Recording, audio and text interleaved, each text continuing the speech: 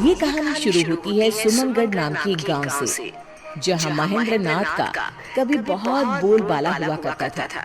समय बीतता गया और बढ़ते समय के साथ लोग उन्हें भूलने लगे। आज महेंद्र नाथ का परिवार भी गांव के बाकी परिवार की तरह ही एक आम परिवार बनकर रह गया था।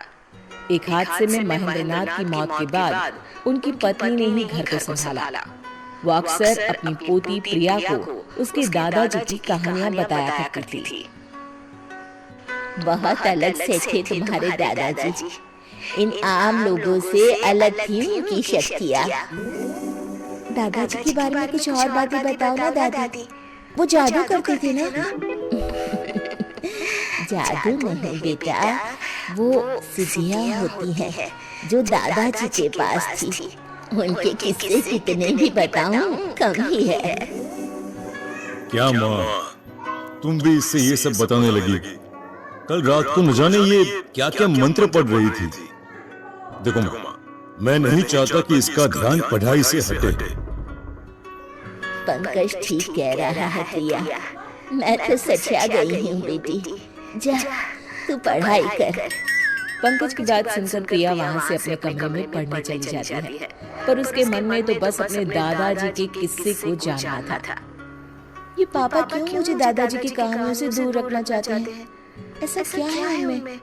बहुत हुआ, ऐसा कुछ तो है जो सब मुझसे छुपा रहे हैं। प्रिया छुपकर अपने दादी के कमरे के बाहर खड़े रहकर उन दोनों की बातें सुन लेती है।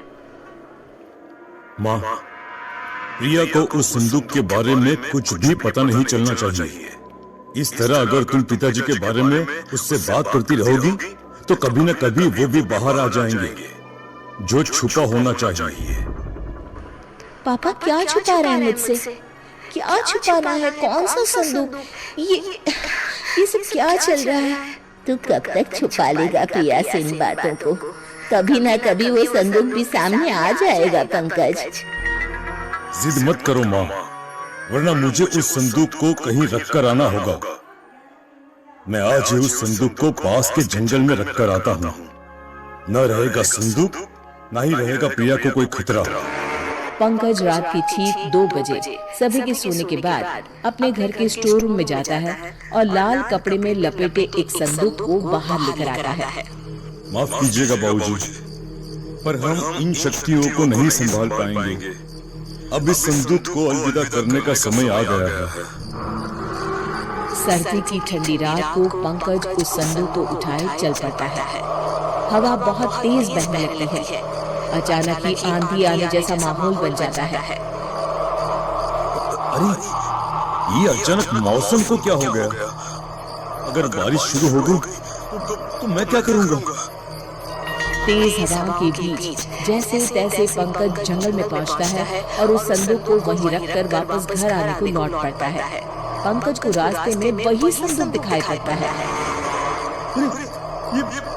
ये वापस यहाँ कैसे आया? अभी तो मैं इसे जंगल में छोड़कर आया था। पंकज फिर से उस संदूक को जंगल में लेकर जाता है और जमीन में दफना देता है। इस बात से अनजान की प्रिया उसका पीछा कर रही है। पंकज संदूक को दफनाकर निश्चिंत होकर घर वापस आकर सो जाता है। तो इस संदूक को मुझसे छिपाना चाहते थे पापा। लगता है इसमें कोई खजाना है। इसे मैं घर वापस ले जाऊंगी। प्रिया संदूक को वापस अपने घर ले आती है और अपने कमरे में जाकर उसे खोलती है। ये सब क्या चीजें हैं? इतना छोटा सा झाड़ू और ये किताब। क्या पापा इनको छिपाना चाहते थे मुझसे? ओहो, बेकार में इतनी सर्दी में जंगल से इस संदूक को मैं ले आई। कल ही वापस रखाऊंगी। ये कहकर प्रिया सोने चली जाती है। वो जैसे ही आंखें बंद करने वाली होती है, किताब में से एक तेज रोशनी बाहर आ रही है। झाड़ू खुद ब खुद हवा में उड़ने लगता है। ये क्या हो रहा है? किताब में से रोशनी के साथ साथ कई अक्षर हवा में उड़ने लग जाते हैं। कब से अपने मालिक की तलाश कर रहा था मैं। तुम मिल ही गई मुझे प्रिया। प्रिया की आंखों के सामने सभी अक्षर उसके दिमाग में चले जाते हैं। किताब अपने आप बंद हो जाती है। झाड़ू एक छोटा सा डिब्बा बन जाता है और प्रिया की आंख लग जाती है। अगली सुबह कल रात जो भी मैंने देखा वो मेरा सपना था या हकीकत? तभी कमरे में बैठी हुई प्रिया को दूसरे कमरे में अपने दादी और पापा की बातें सुनाई देने लग जाती है। मैं यहाँ बैठे हुए कैसे सब कुछ सुन पा रही हूँ? ये कैसे हो सकता है? तभी अचानक से प्रिया को अनजानी साएं दिखने लग जाते हैं।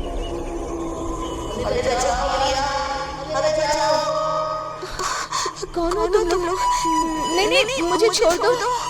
प्रिया की आवाज सुनकर शोभा और पंकज उसके कमरे में आते हैं, पर उन्हें वहाँ कोई नहीं दिखता।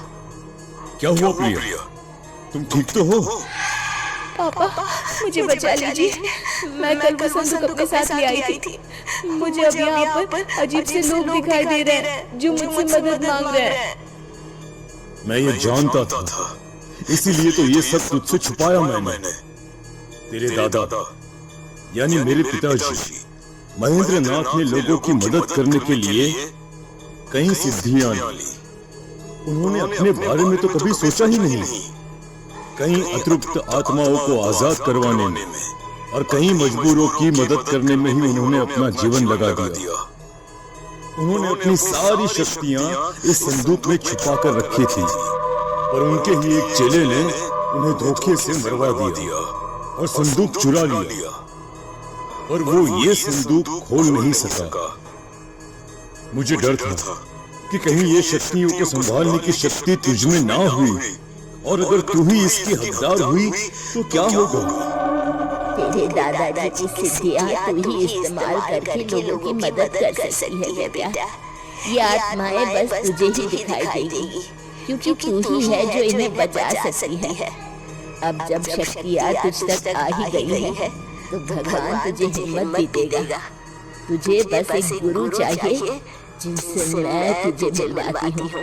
शोभा अपने पति के बंद कमरे में जाती है, जहाँ वो अक्सर साधना किया करती थी। जैसे ही प्रिया उस कमरे में जाती है, महेंद्र की आत्मा भी वहाँ आ जाती है। ये है तुम्हारे गुरु बेटा। ज्ञान को प्रिया पा चुकी थी।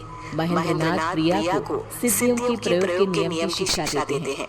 प्रिया इन सब गुणों में महारत हासिल कर लेती है और अपना पूरा जीवन लोगों की भलाई में लगा देती है। उम्मीद है आपको स्टोरी अच्छी लगी होगी, इसलिए चैनल को सब्सक्राइब और शेयर करें। धन्यवाद।